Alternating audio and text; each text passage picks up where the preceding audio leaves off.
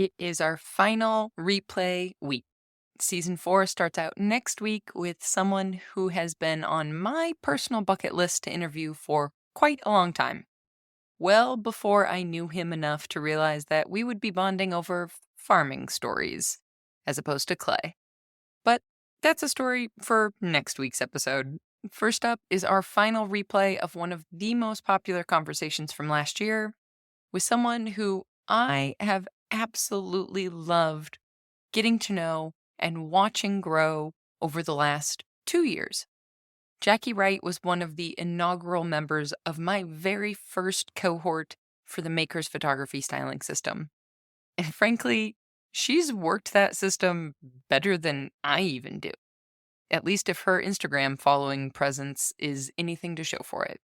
While this episode was originally titled How You Can Still Grow Organically on Instagram in 2022, these tips and insights absolutely still hold true today.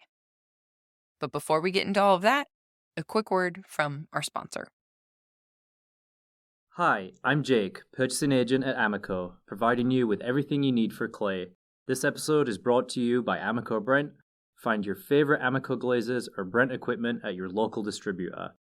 Cheers for listening. Happy glazing. Now on with the show. How many times have you wondered how to grow your following on Instagram? You go out and you ask somebody, maybe somebody who has a bigger following than you, how to do it, only to assume what they tell you won't work for you. You tell yourself things like, oh, but they grew their account 3 years ago, before Reels were a thing. They didn't have to worry about Reels. Things are so much different now. Or it might be, well, they started 10 years ago, when there weren't so many potters and makers on Instagram. You just can't grow like that anymore. Oh, but. Well, my friends, it's time to break down all of those excuses. Because today's guest has grown her Instagram account from a few hundred to over 28,000, at least at the time that I'm recording this, in about a year and a half. That's right.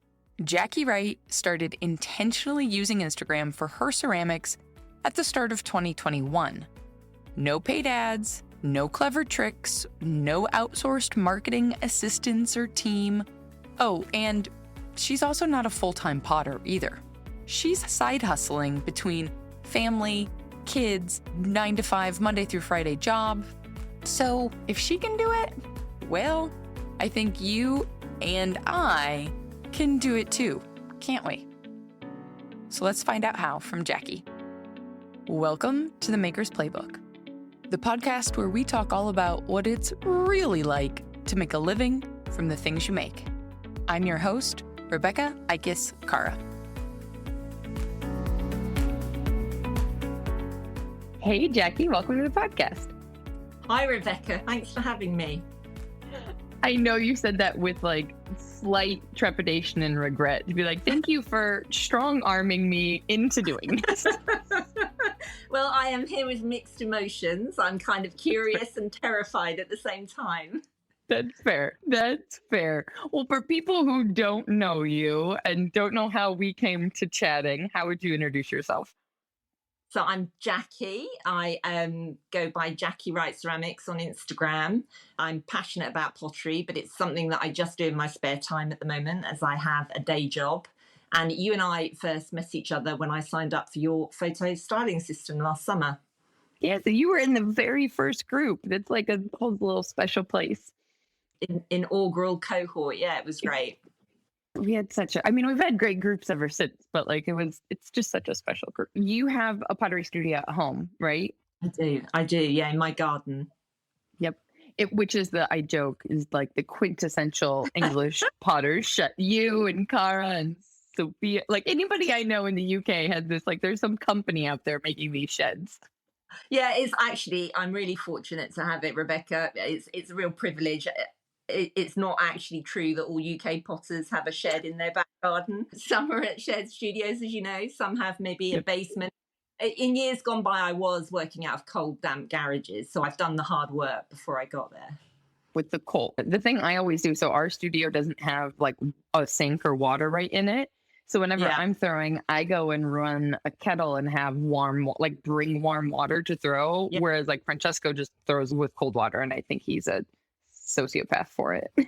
You've just reminded me, actually, when I first started potting at home, I had, it wasn't even a garage. It was like an outbuilding, a stable in a house we were renting at the time. There was no water at all. It was freezing cold. I think I had an extension lead in there so I had a bit of electricity that I was drawing from somewhere else, and I had a kettle. And I knew nothing about what I was doing at the time. And I used to sit there, and my clay was stored there as well. And I didn't realize that freezing cold clay was not a good thing to throw with. I really learned the hard way. Yeah. Well, so take us back. When did you start throwing? Throwing, right. First pottery course I ever did was about 12 years ago. It was an evening class for a year. I sat at the wheel for the first time then, but literally for like 1 hour, and I was hooked. But we spent the entirety of that year doing slip casting. And then it was actually, and it's a great process, and it's something I might come back to at some point, but not right now. And then, but I was obsessed with wheel throwing. I don't know where the obsession came from, but I just loved it. And as soon as I could, which was probably 2 years later, I got myself a secondhand wheel for a few £100, set it up in that outbuilding I was telling you about. This was before YouTube was a big thing as well. I'm showing my age now. And I had a book. Yes, all of like 5 years difference, I imagine. Yeah, I was in this stable with a book trying to teach myself how to throw. And I threw a lot of very ugly wonky ashtrays for quite some time. And then I had one lady come visit me for 3 hours to give me a tutorial. And I thought, okay, I could do with actually learning from somebody.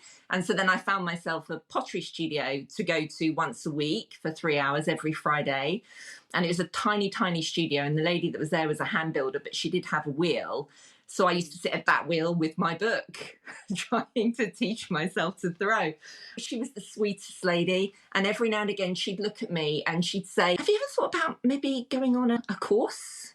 Every now and again. And I was like, oh, yeah, I'm fine for now. I'll get there. And then what happened? I think it was probably a couple of years later, I found this local community studio.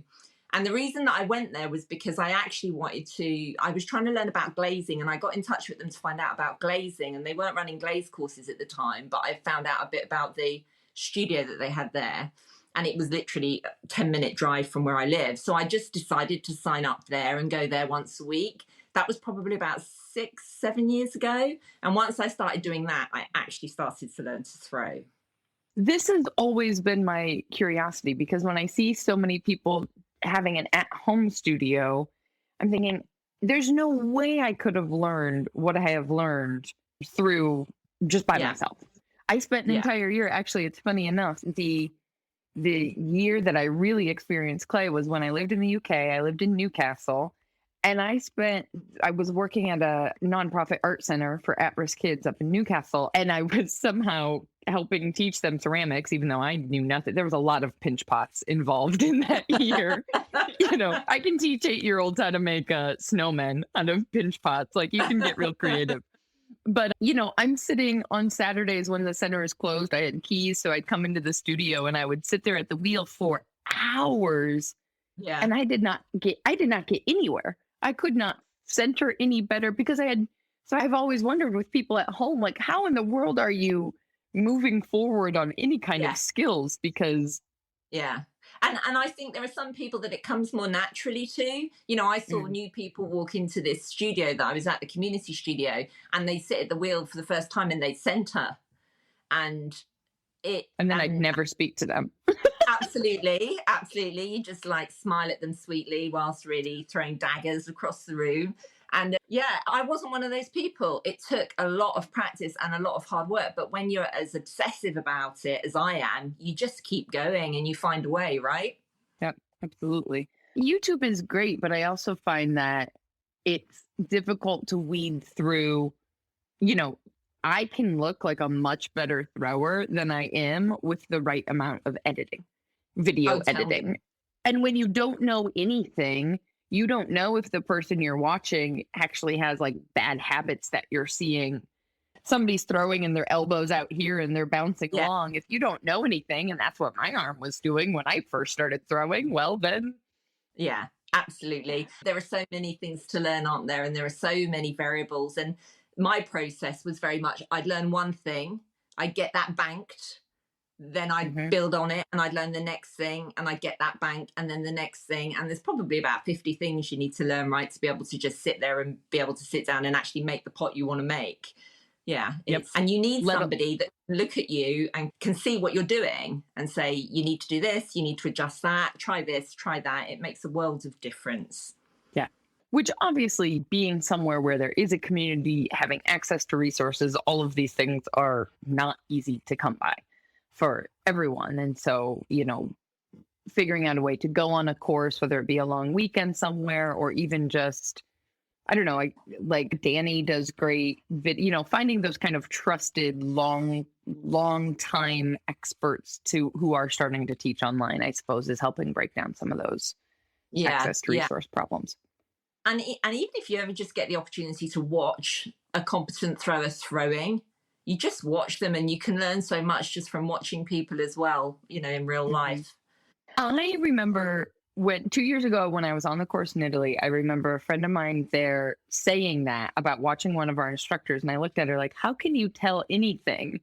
And then, like, as I've learned, now I can watch people and see, like, oh, that's how you can learn Yeah. something. But I had to have an understanding before that helped me personally. Because I remember there was a time, just even here at home, I was doing something and Francesco showed me how to do it differently, but he sliced the cylinder in half and showed me what he was doing on the inside, obviously without a wheel spinning. And all of a sudden, things clicked because it was like, oh, I'm right handed. I've been worried about my right hand this whole time when really the majority of what you do is with your left hand. And I hadn't, Yeah. you default to looking at what's on the outside rather than what's on the inside, so to speak.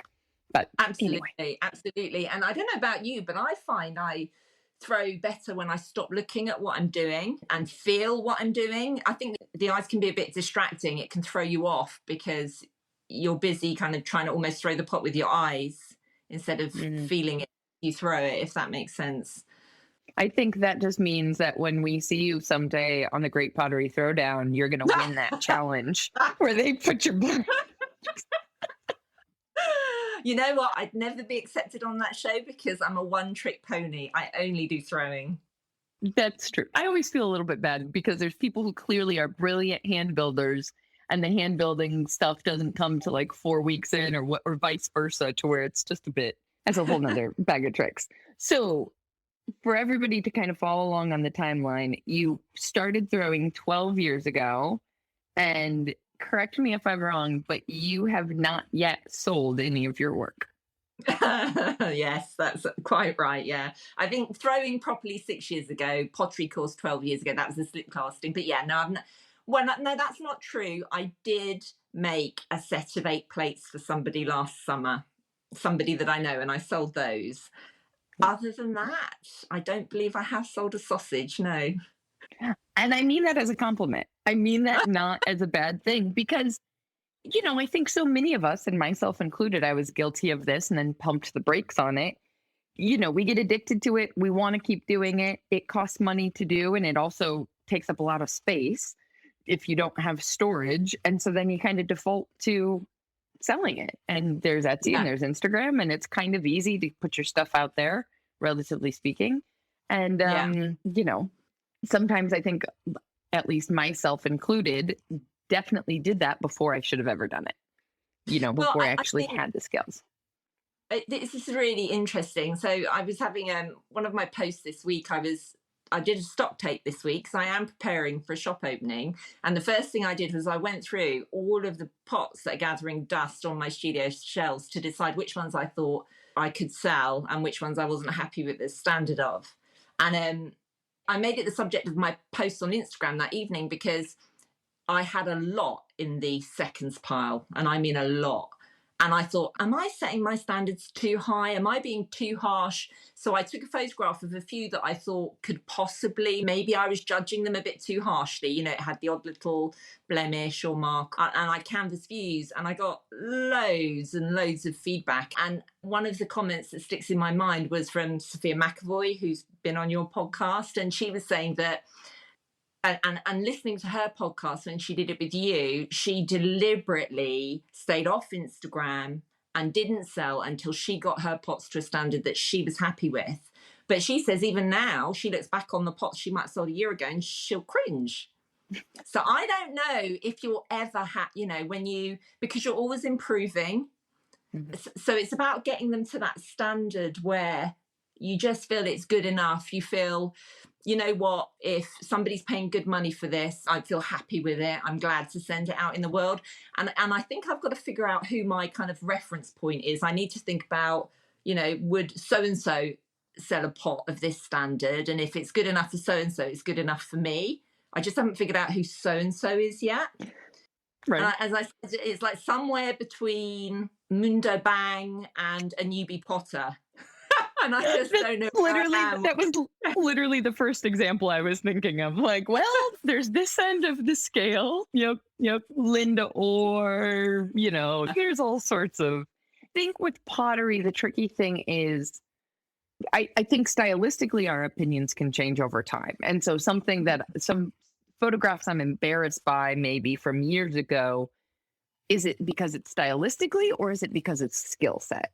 That's where I think the difference is, right? The cereal bowls I still eat out of that have way too much grog on the bottom because I picked it because I liked the look of it, that now when I run a spoon across them is like not the way you should start your day.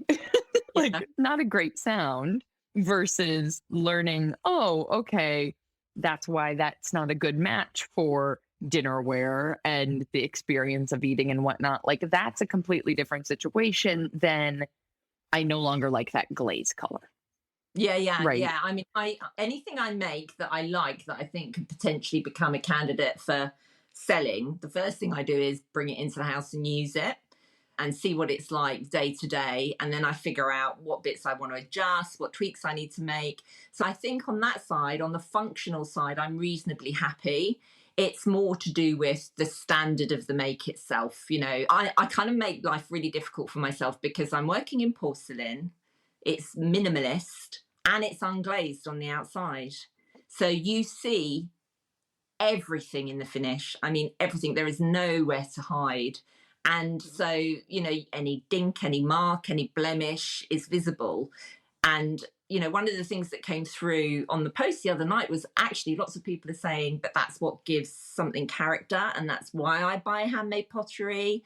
And if I wanted something flawless, I'd go and buy something from Target. But at the same time, it's got to be something that I think is worth the money that I charge for it, and that I'd be happy to receive it and I'd be satisfied with it if I received it. And it's just finding that balance, isn't it? And it might be that I've just made things too difficult for myself with the unglazed and the minimalist. And it might be that what I end up doing is changing the aesthetic a little bit. Otherwise, I'm going to have a super high attrition rate. And if I want to make any money, I'll be selling cups for £500 because there'll be 1 in 100 that makes the grade, That's an age-old question, at least at our dinner table, is that idea of, it's handmade. Being able to pass off something as imperfect, saying, well, it's handmade. And at least from Francesco's very opinionated standpoint, it's like, well, there's a difference between saying that because your skills aren't up to snuff and like it's poorly balanced or the handle is off or, it's the weight of a paperweight when you really should have been able to make something 3 times that tall with that amount of clay or what have you. Like, there's a difference between saying that to make up for skills that we don't have versus saying that because it's something either intentional or that's exactly it, Rebecca. A minor little thing. Yeah, and it depends on your style and your aesthetic, right? And there are clays and there are looks and there are glazes where actually having really prominent evidence of the making process just adds to the pot and makes it even better. I've gone for this minimalist thing, where everything's sleek and smooth. And then if you have a big, the ribs, the metal ribs, and it's left a scrape mark in it, it just doesn't sit right. It doesn't sit right. So yeah, no, it's good. It's all learning. And as I go through and I'm kind of critiquing them all, I'm thinking about what I can adjust in how I make them and what else I need to do to avoid those problems occurring in the future, which will make for, the standard that hopefully I'm happy with. And then I'll get around to actually selling them. I love the time that you're taking. I think it's such a respect to the craft as well, and something that you don't see very often, and why I did kind of repeatedly ask you to come and be interviewed. Because, anymore today, it's like, right, we've got a hobby.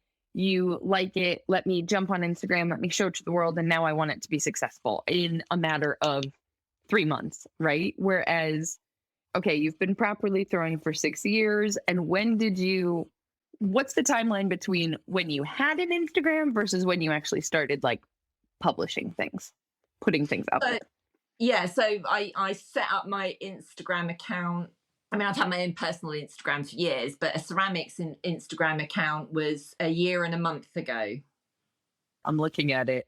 So 13 months ago, and we are currently recording in 2022, let's call it May of 2022, because it's the end of April, May of 2022. So all the algorithm changes, all of the things. So you started 13 months ago, and as of today, you are currently sitting at 25,900 followers.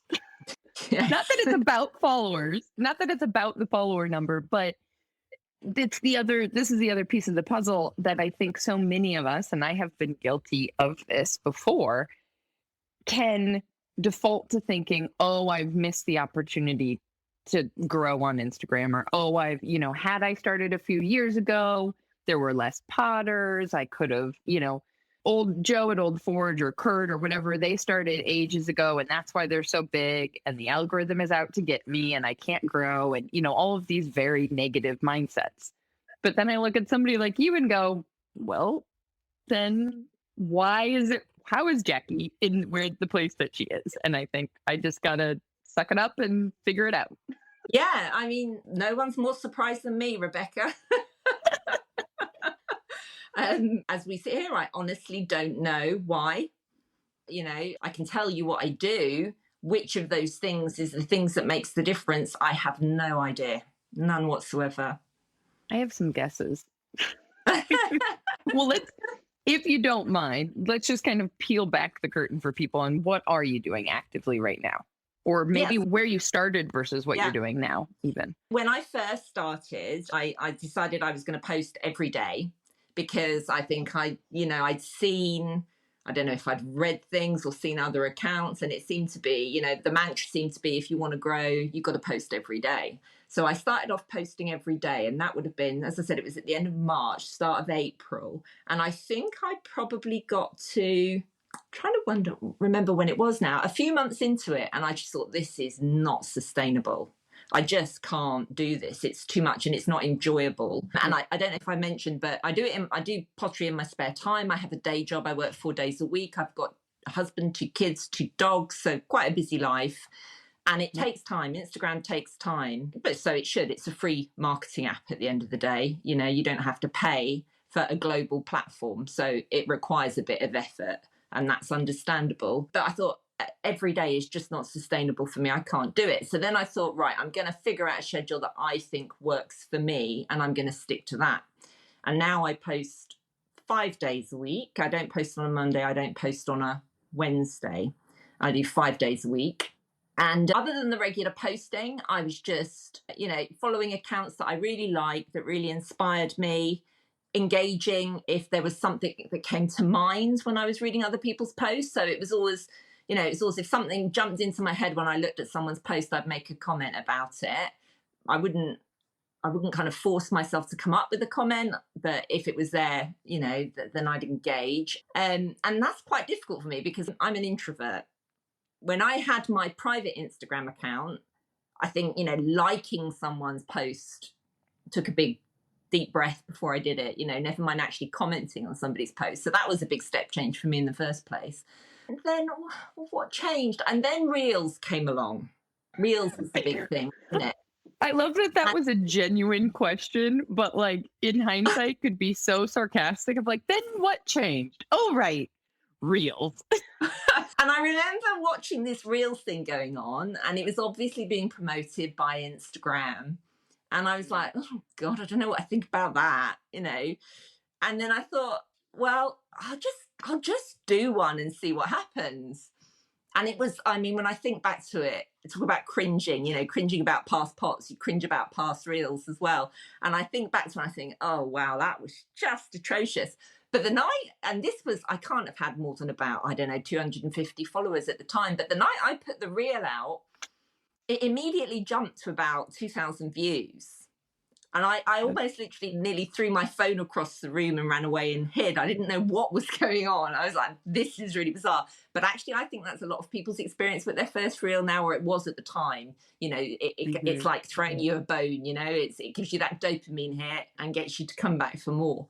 But then I thought, well, actually, as I got a bit more relaxed with the idea of making reels, I thought, actually, I'm just going to try and incorporate it into when I'm in the studio doing something. And if there's something going on that I think might be interesting to film, I'll film it and I'll make it into a reel. So I increased the amount of reels I was doing. And I also carried on with the photography as well.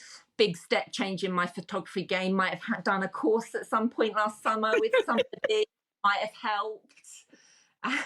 And yeah, and that's all I've been doing basically. I try and take what I consider to be nice photographs. I try and film what I consider to be either interesting, i.e. educational, or visually pleasing reels. Yeah, and that's what I do. And I engage with people. I engage with people as much as I can in the time that I've got available. So yeah, consistency, I think, plays a big part. I've seen other people on Instagram who don't necessarily do anything special, but they do it every single day and they grow. So I think consistency with your posting has got a lot to do with it. Obviously, though, I think you have to be putting content out that people like. I think that helps. Yeah, consistency is what I think I'd attribute it to the most. But who knows? You took the words right out of my mouth. That was, if you didn't say it, I was going to. It's consistency in posting, but I also think a twin to that, you know, not one over the other, but consistency of posting, but you also have consistency of style. Like, I know exactly what it's going to look like when we come to see your content. And there is that, and not in like it's still fresh, but it is just, people know what to expect, I guess. And I think as creatives, we're constantly trying to think of how to come up with something new, how to do something differently, when really somewhere in our subconscious, since we're all managing so many things a million times a day, my assumption is maybe somewhere in our brains, we're actually looking for, we want to know what to expect in a way. Right. You know? Right. I don't know. We'll have to interview a psychologist for that one, but yeah. It's interesting, isn't it? I don't know. I mean, as I was taught, I take my photographs in the same place with the same setup. I'm not as good as I could be in terms of making sure that the light is always coming from the same direction. That's one of the problems with having to kind of fit your pottery in around the edges. Sometimes you can't just pop out and take the picture when the light's in the right place at the right time of day. And one of the things I loved, I mean, I think I said this at the time that I did the course, one of the reasons that I signed up for your course was because I wanted to be able to go out there and take a photo in 5 minutes or less and then be done. Whereas previously I would spend an hour plus just trying to get one image. So you've got all your tips and techniques, you know, your fail safes for arrangements and things you can do. So I know what I'm doing. I go out there, I take the photo. It's always got the same kind of elements to it. So I guess that's where the consistency is coming from. Yeah, that's it really. I didn't even intend for this interview to be a pitch for the course, but now I've got to, you know, now we've got to think about it. No. Well, you know, one of the things that stopped me setting up an Instagram account before I did, because I remember talking at this community studio 4 or 5 years ago to somebody at the studio at the time saying, I'm going to set up an Instagram account for my ceramics and just see what happens. I've been following potters on Instagram forever and I could see it was all really taking off. But it took me another 4 years to get around to it. And one of the reasons I was reluctant to do it is because I took rubbish photos. Absolutely rubbish photos. And I knew I did. That's why when your course came along, I was like, where do I sign? That's wonderful.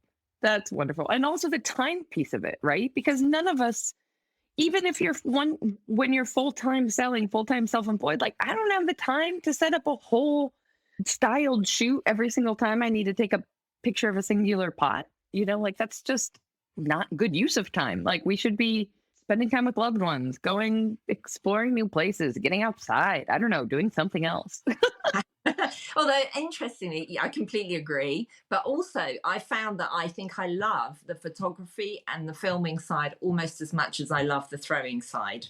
I get a real buzz from it. And I think that's what makes producing stuff for Instagram relatively easy for me, because I actually really enjoy it. I get such a buzz when I take what I think is a good photograph. I really do. Or if I produce a reel that I think, yeah, that's nice. That's achieved whatever it is I was trying to achieve when I did it. Mhm. Yeah, it's almost as good as throwing a decent pot. Oh yeah, it'll never. No, I don't want that to ever supersede. Like then we've got our hobbies misaligned. And for me personally, throwing will still always be above photography. Yeah. And what I just want to point out before to belabor the point for everyone, because I can hear everybody going, yeah, but, yeah, but, yeah, but what I see in what you're doing on Instagram, not only from the photo, you've taken the setup that we applied to photography in the course and done the exact same thing with all your reels. It seems to me that more or less it's in the same spot over and over. And, however, you're just splicing together different things, but you're not doing. Like when I look at what somebody like Florian is putting together, like that is a lot of production happening as far as all of the different splicing of all of the different locations in the studio and the different process from start to finish all in one video. You didn't know that I've been doing this, but as I have been working on convincing my very introverted husband to start his Instagram account, to start his ceramics business, I've said, right, look at what Jackie's doing. I want you to do what Jackie's doing. Yeah. Well, that's a huge compliment. Thank you. Because it doesn't have to be, it does take a lot of time. It does take a lot of work. You don't want it to be the main gig. You're not a social media marketing manager.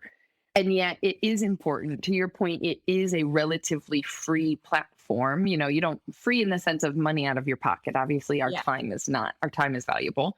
And so you want to systematize it in a way that you can just, like you said, fold it into what you're already doing every day. And it just kind of more or less produce itself rather than it being this big to do every time you think about doing it and having to start all over again. And let me figure out how I'm going to take this picture instead of like, boom, I go here, I do this, I do that, and it's done. Yeah, and it takes a bit of experimentation to find something that works for you. But once you've got that and you've done that, it's just rinse and repeat, and that's what I have to do because I don't have the time for anything else. I want to maximize the time available I have to actually do the throwing. So yeah, it's the same setup, as you say, over and over again. And yeah, it's just become part of being in the studio as much as throwing is now. I love that. And is there kind of a time you set aside, since you're managing your full-time job and kids and husband and dogs and all these things, do you kind of set aside a certain amount of time and say, right, this is when I do Instagram, I do it for this much time and then I'm done? Or in the mornings when I'm having a coffee, I'll go on then. But that's always bookended because I've got to go and be at my desk at a certain time or walk the dogs before I'm at my desk at a certain time. So maximum amount of time in the morning would be 30 minutes, sometimes less. And that's just when I'm sitting having a coffee or having my breakfast or what have you. And then in the evenings, it can fluctuate how much time I'll spend. It depends on how much engagement I have on my posts because I like to reply to everybody that comments. And also, it depends on how much I've got to say about other people's posts, because, as I said earlier, if something speaks to me, I'll make a comment. So some evenings it could be 30 minutes. Another evening it could be an hour. So it really varies. It really varies. But that's a manageable amount of time. I mean, we're talking at most 2 hours a day if we're rounding up. Yeah. And And the way I just view it as an investment. When I started it, I didn't really have a game plan. And I just said, I'm just going to do it and see what happens. I'm going to do it for a year and I'll see what happens. And I think at the time I might have thought, if I manage to get, I don't know, to 5,000 in a year, I'll be really pleased, and I'll just see where it leads me. I'll see what, putting myself out there does, whether people seem to like what I'm doing, whether it might be worth taking that next step and selling stuff online. And I'm just putting one foot in front of the other and seeing where it takes me in the time that I've got available. Yep, that's amazing. I mean, 5,000 in a year would be success by anyone's measure. Also, I'm not there. Yeah. And I had no idea, that I picked that number out of the air. I had no idea how easy or difficult it would be. I didn't have a clue. I just started and thought, well, we'll see where this goes. And what I love about that is that it's very much coming at it from a experimental kind of detachment, if you will, which I think is so important because so many of us can get caught up in the emotion of like, why is it not working for me? Why is it, so-and-so has this and I don't? And, that's the monster that's the negative side of social media, right? Is the comparison monster. And when we get caught up in the emotional side of it, I think sometimes that can affect our decision making in a not so great way, as opposed to just like factual. Okay, here is this information I'm presented with. Here's the data. Here's the facts. And how do I make a decision based in that, as opposed to how you feel in any given. It's the psychology of the app is really interesting, isn't it? And it's designed to draw you in, and it's designed to stimulate an emotional response, and it's designed to give you those dopamine hits that keep you going back for more. But I went through, the first time when I started posting every day and it got too much and I found it all a bit overwhelming, I had to take that step back and say, hang on a minute, what's going on here? And decide the terms on which I was going to engage with it. And it's easy when you're growing. It's easy when you're getting, engagement and reactions. It's a pleasure, an absolute pleasure. But it wasn't always like that. I had this huge spurt of growth, and then it just stopped. The numbers slowly started declining, and the reach was going down, and I wasn't doing anything different. And I thought, this will be interesting to see what happens. Am I just going to see this bit of growth, and then I'm just going to come tumbling back down again? That didn't actually happen, but it kind of plateaued, and then it started growing again. And I didn't do anything different. And the only thing I could draw from that is I thought, you know what, sometimes for whatever reason, the algorithm throws you a bone, and then it takes it away. And then it might throw it back again. And that's just, and you just can't allow yourself to get emotionally invested in that because you're not in control of it. You don't know why it's happening. I don't view it as a job. But I just view it as something that I just need to do regularly. And sometimes it'll be great and sometimes it'll be not so great. And that's just part of the process. I love. I keep saying I love. I sound like a broken record, but your approach to that is so healthy for everyone to hear. That like when you saw those numbers plateau, you didn't then look and say, what am I doing wrong? You said, well, I haven't changed anything. I'm just going to keep on keeping on. And, you had the wherewithal to look at it as, all right, here's what's happening with Instagram. Here's what's happening with this business platform that I'm using for myself. What does that mean for me? Instead of, oh, it doesn't work, I'm going to stop. Because had those numbers plateaued and you just stopped, and this goes back to our statement earlier on consistency, like if in fact it's a matter of the algorithm throwing you a bone every once in a while, you still have to be there to catch the bone, right? Like if you're not posting anything. And my suspicion is that if you stop posting, you will see you do go down in the algorithm's rankings for whatever reason, which is why it's just about keeping on, and eventually it changes again. But also, it's easy for me to remain detached because I'm not deriving an income stream from this at the moment. And for people that do, and they rely on that, and they rely on reaching out to people and getting that audience because they're having a shop update, I can see how it's much, much, much more difficult for them. And I'm in the luxury of not being in that place right now. So in some ways it's easier to be able to view it in a more analytical way. For which I have to say, and people are going to say, yes, Rebecca, we know you've said it a million times, is why you should start an email list. Yes. Also, just... Yeah, I listened and I have one, and I have subscribers.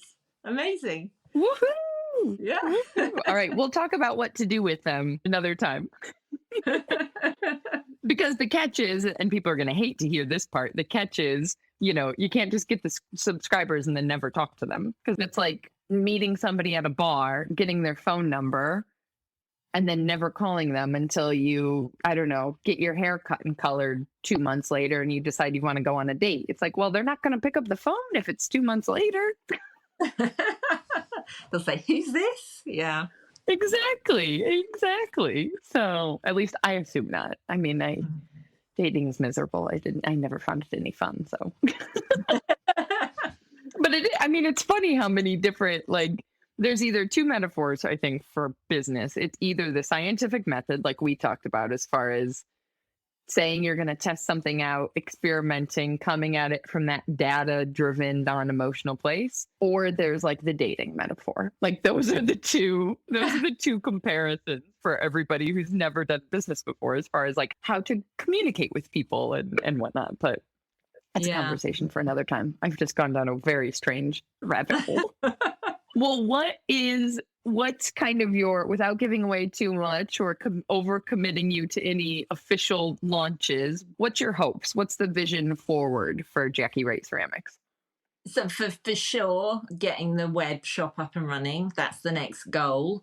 And in order to get there, I need to make some more stuff, because I told you a lot of things have gone in the seconds pile. So I have, but it was a great exercise because now I know what it is I need to correct for. So yeah, making the stock, figuring out how to list the stuff on the website. So I use Squarespace for the platform. So figuring out how to list stuff, how to sort out shipping, how to set up payment, all that good stuff. And then hopefully, sell some pots.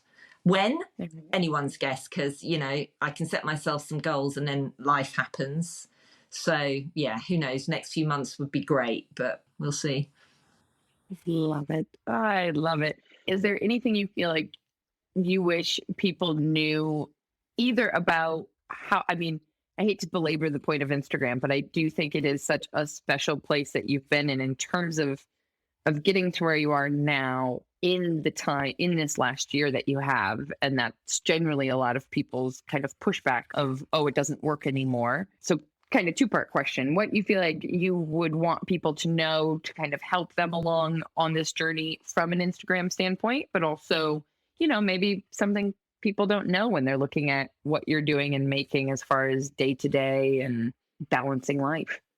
For Instagram, I would really advocate, being consistent with it, deciding what you can maintain in terms of a posting schedule and then sticking to it, and give yourself, doing it for a month is not going to make a difference. You need to be doing it for 6 months and then see if you get some results. It's not something that happens overnight, but also treating it as a bit of an experiment.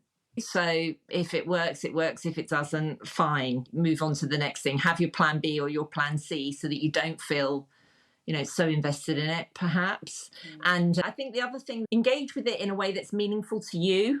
If, as I said before, if I see a post and something pops into my head, make the comment, and if it doesn't, like it and move on by. Yeah, I don't know. I don't really feel like I'm in a position to give anyone advice because I don't really know what I've done. How much did you look at a lot of what other potters, large and small accounts, whatever, we're doing to say, okay, they're doing this, I'm going to do that, or they're doing this, I'm not going to do that? I don't think I did it in a kind of research way. I didn't approach it like that. I think I just absorbed it by osmosis because I've been following potters on Instagram for 6 years. I've been following Florian Gadsby for at least 5. I've got some of his, I've got pots that I bought from him 5 years ago. I've got pots from when he made them in Japan. I've been watching forever. So I think I just kind of absorbed it all as I've gone along. And it's a bit like any art form, I suppose, in a way. You know what you like, and then you kind of take on those influences, don't you? And then it comes out in what you do. Another point I just kind of want to reiterate to anybody that's half listening in their studio from the other side of the room is, that recognition of figuring out what works for you. There's plenty of resources online that will say, do this, don't do that, post this many times, et cetera, et cetera. But I always kind of fall back to recognize where that resource is coming from, right? Like if Instagram is putting out, hey, if you want to grow on our platform, you should post 3 times a day and be sure to use reels and do this and do that. Like, well, let's bear in mind, Instagram is a bit of a bias educator here, right? Uh-huh. Because their goal is to get you to spend more time on their platform, in turn, your followers to spend more time on there. So all of their advice is through the lens of how does Instagram make more money, For right? sure. Yeah. As Yeah. opposed to what works for the capacity that you have as a single individual managing a side hustle, or someone who's even full time as a single individual with no employees, or, like what's going to work for big brands is completely different than what's going to work for any of us individual makers. Absolutely, absolutely. And you have to find something that you can sustain and that doesn't feel like a chore. Because what's the point otherwise? And whatever that means for you as an individual, I think you have to be a little bit aware of what Instagram is pushing. And if you feel you can incorporate that into what you're doing, then do it. You'd never do it at the expense of it not feeling authentic or, jarring.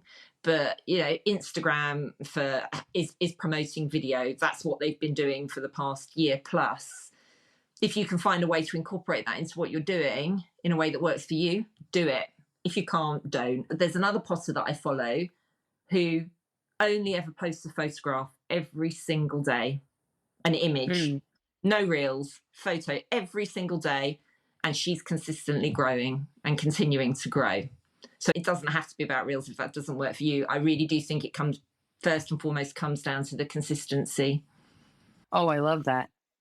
But I also think it's important to note she is doing a photo every single day. This is where the experimenting brain comes in terms of, okay, if you hate reels, if you hate video, you can do something else, but what's the trade-off, right? Yeah. So can I get away with seeing the growth that I want to see by posting 2 times a week, but having that be 2 reels, or 3 times a week and having that, whatever the number is. Yeah. But having that be a reel, as opposed to seeing the growth I want to see, but needing 7 photos a week. Right. Yeah. And what's that kind of, it's interesting. I'm listening to a podcast that is, what's the name of it?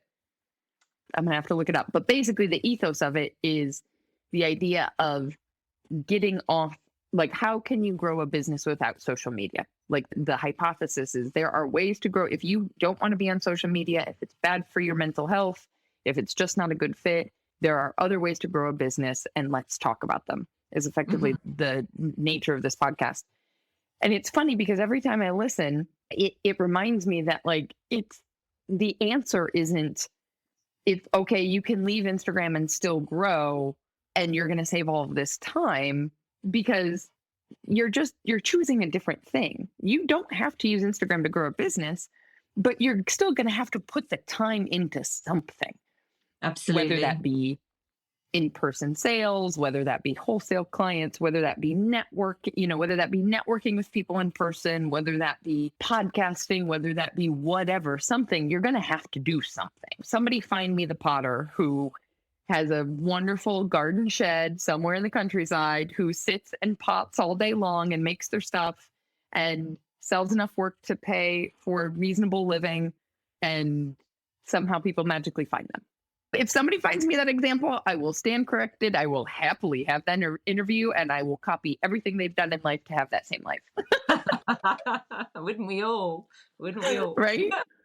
Right. But, like, there's a trade-off somewhere. And the point that I'm taking way too long to get to is that I think it's just a matter of deciding what's the best fit for you personally, your life, and how you can balance that time, and where that's going to be.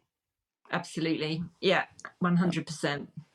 Well, not to get too far into the weeds, but do you feel like there has been anything with the consistency that you have produced over this last year? Is there anything that you've done to kind of guard your time with that and to make it manageable? You mentioned same spot over and over again for photos. You're using the system that we talk about in the photography styling course. Outside of that, Yeah, I mean, I suppose when it comes to reels, I've kind of made it as time efficient as I possibly can. So I'll have the camera running while I'm throwing, then I'll have it uploading to my iPad while I'm, I don't know, unloading the dishwasher, whatever it is that needs doing in the background. And then I use InShot to edit it.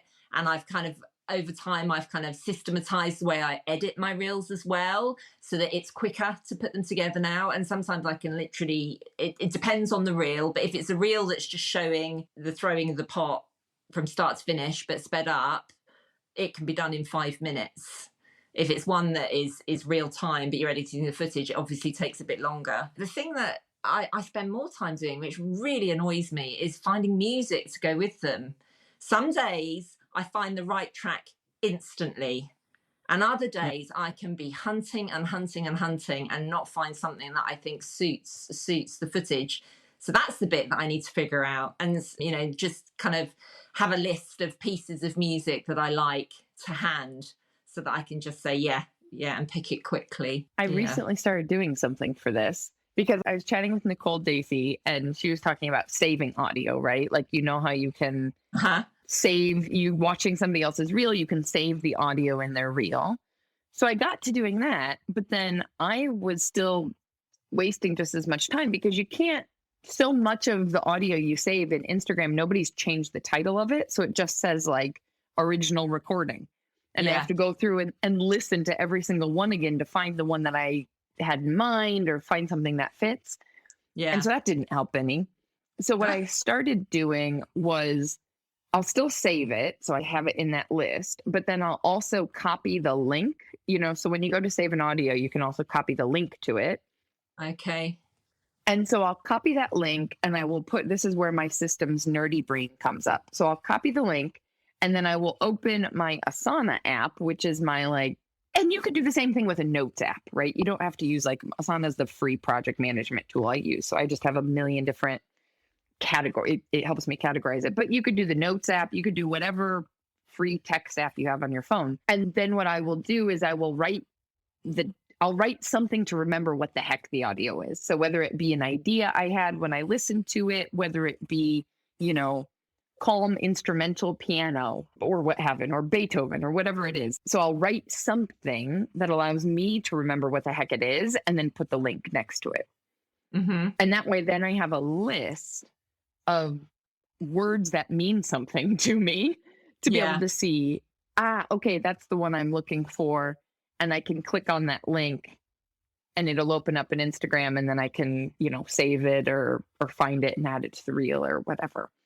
Yeah, that's the next step, figuring out how to choose the music quickly. I think that could save, some days that could save me 30 minutes. The days when it takes me a while, it's a joke. I kind of go down a bit of a rabbit hole because I have to find what I think is the right piece of music. And some days it's just there straight away, and then other days, Yeah. Talking about music now makes me just think about the fact that, again, wanting to reiterate for anybody listening who's fed up with Instagram, which are a lot of people, we haven't talked about a trend. Yes, okay, reels are a trend in the sense that's what Instagram is promoting right now. But we're not talking about you jumping on some audio thing and dancing or changing outfits or doing any, you are still doing what your focus primarily wants to be, and using this little sliver of a platform to take advantage of what they're doing. But you're not doing lip synced audio tracks because an audio is trending on reels or anything like that. Nothing could be further from my repertoire. I couldn't think of anything worse. I'm just too shy for any of that. You don't even see my face on my reels. You see my hands and that's it. And that's because I'm camera shy. I think there's one picture of your face on your whole Instagram, maybe two now. One. One.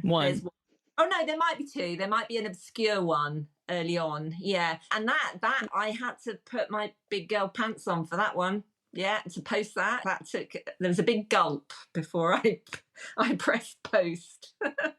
But I love that too, because again, it bucks the assumption to people out there who are thinking, I'll never grow the way I want to because I'm too shy or I'm introverted or whatever. It's a beautiful example, again, of find your own way. There is still a way to do this that suits you if you want to do this. And actually, we're all so different. We're all so unique. So if we find something that works for us, we've got variety, which is so much better than seeing the same style of, in my opinion, so much better than seeing the same style of reel over and over again.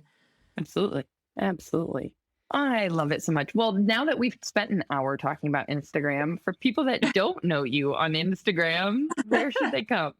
I'm Jackie Wright Ceramics.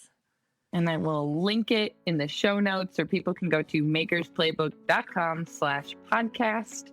If you don't know where the heck show notes are, then just go to the website and you'll find it there too. So thank you so much for taking the time. Thank you for letting me convince you after a few months. Thank you. Thank you for having me, Rebecca. It's been very enjoyable.